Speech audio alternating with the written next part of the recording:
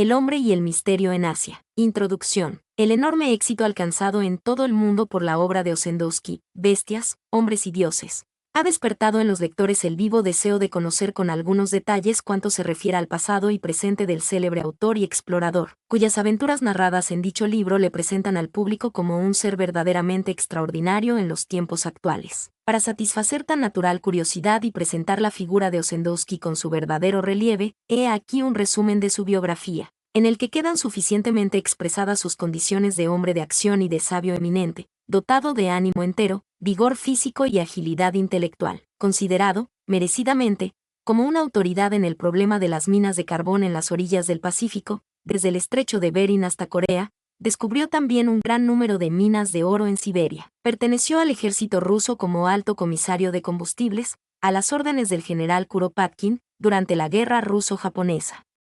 En el transcurso de la Gran Guerra fue enviado a Mongolia en misión especial de investigaciones, y entonces aprendió la lengua de este país. Fue algunos años consejero técnico del conde Witte, para los asuntos industriales, cuando este político formó parte del Consejo de Estado. Se ha distinguido por varios trabajos científicos, que le valieron ser nombrado profesor de Química Industrial en el Instituto Politécnico de Petrogrado, donde también desempeñó al mismo tiempo la cátedra de Geografía Económica. Su experiencia como ingeniero de minas le llevó al Comité Ruso de Minas de Oro y Platino, y más tarde a la dirección de una revista de minería. Se ha dado a conocer, tanto en lengua polaca como en la rusa, como periodista y escritor, con 15 volúmenes de interés general, sin contar numerosos estudios científicos. La declaración de guerra le halló agregado como miembro técnico en el Consejo Superior de Marina. Después de la revolución pasó a ser profesor en el Instituto Politécnico de Omsk, de donde Kolchak le sacó para darle un cargo en el Ministerio de Hacienda y Agricultura del gobierno de Siberia. La caída del almirante Kolchak motivó su fuga a los bosques del Yenisei, y le proporcionó ocasión para escribir Bestias, hombres, dioses. Un capítulo de su vida parece estar en contradicción con sus opiniones declaradas, cuando en realidad, sus actos estuvieron también entonces de acuerdo con sus principios. Hacia el fin de 1905 presidió el gobierno revolucionario del Extremo Oriente, cuya capital era Karbin, compartiendo con infinidad de súbditos rusos el amargo desengaño causado por la actitud del zar, repudiando los términos de su manifiesto de 17 de octubre de 1905. Ossendowski consintió en ponerse al frente del movimiento separatista que debía segregar la Siberia Oriental del resto de Rusia. Durante 2 meses dirigió los esfuerzos organizados para tal fin, creando subcomités en Vladivostok, Blagoveshchevsky Chita. Cuando la revolución de 1805 fracasó, arrastró en su caída a esta avanzada suya en el Extremo Oriente. En la noche del 15 al 16 de enero de 1906, Ossendowski fue detenido al mismo tiempo que sus principales asociados, los ingenieros Novakovsky, Lepezinski, Maximov, Blasenko, Dreyer y el abogado Kozlowski. Avisado con anticipación, hubiese podido huir, pero prefirió compartir la suerte de sus camaradas, y, condenado a muerte, le fue conmutada la pena por la de 2 años de prisión, debido a la intervención del conde Witte. Preso en distintas cárceles de Siberia, conoció a fondo la vida íntima de los prisioneros, y de ella trata con gran conocimiento de causa en este libro al ocuparse de la isla de Sajalín, siendo después trasladado a la fortaleza de Pedro y Pablo, en Petrogrado. Su estancia en las prisiones criminales de Siberia le valió un nuevo indulto, y recobró la libertad en 1907, cuando Ossendowski se reintegró a la civilización. Después de su fuga a través de Mongolia, le nombraron agregado a la Embajada de Polonia, asistiendo a la Conferencia de Washington como consejero técnico para los asuntos del Extremo Oriente. Hace poco, y con motivo de la Conferencia de Génova, publicó un notable folleto sobre la política asiática de los soviets.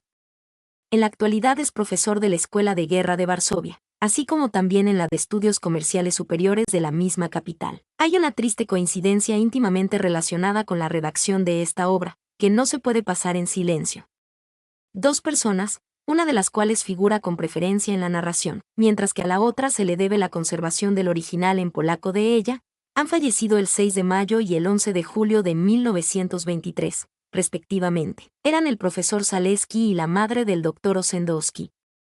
El primero acompañó a Ossendowski en 2 de las expediciones descritas en el libro que encabezamos con estas notas, y la segunda, al escapar de la Rusia bolchevique en 1920, llevó consigo los apuntes de las expediciones científicas de su hijo y copias de 5 de sus trabajos en ruso, en los que narra algunos de los episodios insertos en el presente volumen.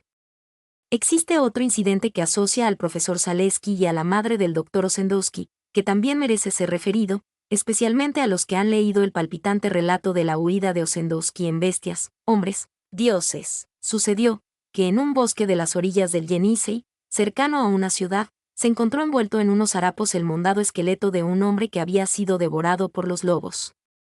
En un bolsillo de la chaqueta, que las fieras desgarraron pero no destruyeron, hallaron los partidarios de los bolcheviques el pasaporte del Dr. Ossendowski. Como este era muy conocido y odiado por los gobernantes rojos de la ciudad siberiana, el hallazgo llenó de regocijo a sus enemigos, y la noticia de la muerte del célebre adversario del bolchevismo se difundió por medio de todos los órganos rojos en Siberia y Rusia. El profesor Zaleski, cuando huyó, llevó la triste nueva a la madre de Ossendowski, y en junio de 1921 se celebró en Varsovia un funeral por el alma del viajero polaco. Hay que reconocer, sin embargo, que la madre de Ossendowski se negó siempre a admitir que su hijo hubiese muerto, y que a pesar de la ceremonia religiosa, a la que asistió devotamente, en el fondo de su corazón creía que éste vivía aún, y que en el momento menos pensado volvería a su lado. Sus presentimientos no la engañaron, y solo falta explicar cómo se encontró el pasaporte en el bolsillo de la chaqueta destrozada. Luchando en la selva con una partida de bolcheviques, el Dr. Ossendowski,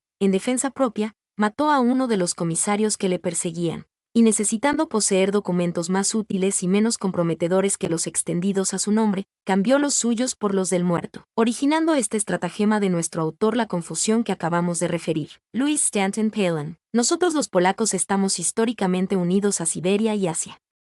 Ya en el remoto siglo XIII defendimos las fronteras de la civilización occidental de la asoladora Horda Amarilla capitaneada por Gengis Khan, y muchos de nuestros compatriotas, apresados en las batallas que con ella sostuvieron, fueron llevados a las playas del Pacífico y a las cumbres del QNLON. Más tarde, después del reparto de Polonia, los zares rusos desterraron a Siberia multitud de polacos, sentenciándolos al sufrimiento y a la muerte. Media Asia conoció a nuestros mártires, quienes, arrastrando sus cadenas, trabajaron a lo largo del interminable camino a Siberia, desde los Urales al río Lena, en busca de un fin tan fatal como inevitable, y todo porque, cual seres libres, no quisieron inclinarse ante el conquistador nórdico y pelearon por su patria con valor y fidelidad. Durante los últimos 50 años del régimen zarista, el gobierno ruso, en su deseo de tener a los súbditos polacos lo más lejos posible de su tierra, envió deliberadamente a Siberia a los funcionarios, doctores, estudiantes y militares naturales de Polonia. En la inauguración del casino siberiano,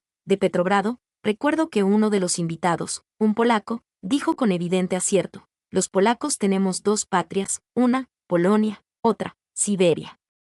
Mi propia vida ha estado íntimamente relacionada con Siberia. He vivido en este país muy cerca de 10 años estudiando sus riquezas naturales, tales como carbón, sal, oro y petróleo, o haciendo expediciones científicas para descubrir yacimientos minerales o fuentes termales, algunas de ellas positivamente salutíferas y eficaces. Es significativo y característico que, recorriendo toda Siberia, de los Urales al Pacífico y de la frontera índica a las regiones árticas, haya encontrado con frecuencia a otros exploradores polacos como los profesores Stanislaw Sadecki, Leonardo Jasiuski, Carlos Bodanowicz, J. Rasowski, los ingenieros Batsevich, Rosicki y otros. Estos inesperados encuentros, a veces en las desiertas orillas del lago Kolundo, en las praderas del Altai o en las costas rocosas del mar de Ojotsk, parecen extraños, pero la suerte ha dispuesto que los rastros de los polacos se crucen en todos los parajes del globo. Hace muy poco que poseemos de nuevo nuestra amada patria, a la que todos tendemos para aportarla las riquezas materiales y espirituales que hemos ganado. De mis variadísimas aventuras y arriesgadas andanzas, que abarcan un periodo de muchos años, he escogido un número considerable de impresiones y recuerdos, a mi juicio curiosos e interesantes, para formar esta narración. Las descripciones puramente científicas de mis viajes han aparecido en distintas ocasiones en revistas científicas y en libros separados, pero todas se han publicado en ruso, puesto que realicé mis expediciones por órdenes del gobierno de esta nación o patrocinado por instituciones rusas técnicas e industriales. F. Ossendowski, la tierra de los fugaces nómadas. El lago amargo. El caudaloso Yenisei ha ejercido siempre una influencia dominadora e irresistible en el reino de mi imaginación.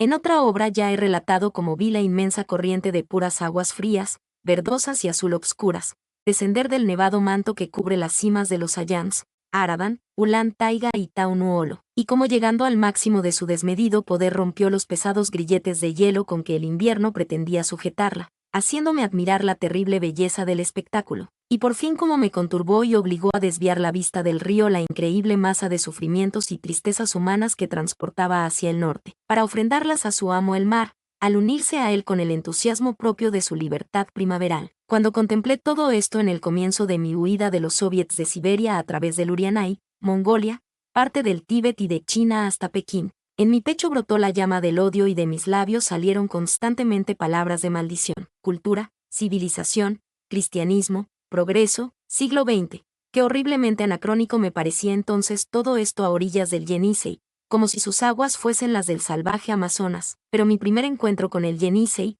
el cual tuvo lugar hace bastantes años, fue completamente distinto. En aquel tiempo la agitada vida a la que conducen las pasiones políticas no había blanqueado mis cabellos. Yo era joven y tenía una fe inquebrantable, no solo en el progreso de la humanidad y en el poder de la ciencia técnica, sino en la moralidad de las personas y en el dominio del espíritu sobre la materia. Esto ocurrió en 1899, el año en que iba a doctorarme en la Universidad de Petrogrado, pero en el mes de febrero del mismo los estudiantes hicieron una demostración contra las medidas adoptadas por el gobierno ruso, y como protesta de los medios de represión usados por la policía, renunciaron a presentarse a exámenes, no apareciendo nadie por la universidad. Entonces, precisamente un eminente hombre de ciencia, químico y geólogo, el profesor Stanislao Zaleski, fue enviado por el gobierno a estudiar la sal y los lagos minerales de las praderas del Chulimaminusingsk. Me ofreció el puesto de ayudante, que acepté gustoso, y salí de Petrogrado para emprender mi primer viaje a Siberia. Llegamos por ferrocarril a Krasnoyarsk, y desde allí viajamos hacia el sur, Yenisei abajo, en un vaporcito hasta el cabo Bateni, donde desembarcamos para continuar nuestra excursión en unos carricoches llamados piestierki, tirados por 3 vigorosos caballos de las praderas. Cerca de ese promontorio, las orillas del Yenisei son unas praderas bajas, que se elevan gradualmente en dirección oeste, para convertirse por último en los cerros y acantilados de Quisilcaya, formados por capas de piedras areniscas, rojas y de arcilla esquistosa. La enorme roca Bateni surge abruptamente de la margen del Yenisei, el cual corre a su pie, siendo en aquel sitio un profundo abismo. El peñasco, de unos 20 metros de altura, se compone de esquistos obscuros ocultos por abedules y matorrales espesos. Una estrecha senda conduce de la base a lo alto de la roca y desde este punto se disfruta de una vista maravillosa. Las praderas cubiertas de crecida y nutritiva hierba se extienden hacia el oeste y ofrecen vastos pastizales a los rebaños de caballos tártaros y de ganado lanar. Más lejos las recortadas siluetas de las crestas medianamente elevadas de los Quisilcaya se distinguen en el horizonte. Las pardas yurtas de los campamentos nómadas de los tártaros negros o de la Bacan, y las hogueras de los pastores se vislumbran allí y acullá en las praderas. La ancha cinta del Yenisei salpicada de islas, se desenvuelve hacia el este, mientras que allende el río se divisa la orilla derecha con sus campiñas cultivadas y las aldeas de los colonos rusos, que bajo la égida y con la protección del gobierno, quitaron esos amplios y fértiles terrenos a sus primitivos dueños, los tártaros, a quienes empujaron a la orilla izquierda, donde continúan hasta hoy su nómada existencia. En la cima de la roca Bateni, que se alza sobre el río como una enorme columna, se encuentran siempre peregrinos tártaros que acuden allí de muy lejos. Vense en ella incluso mongoles del Altai y de la región de los 7 ríos, al norte del Turquestán, y aún naturales del Pamir. Mi nombre es Demim, soy tu asistente personal. Mi sitio en internet es demim.es.tl.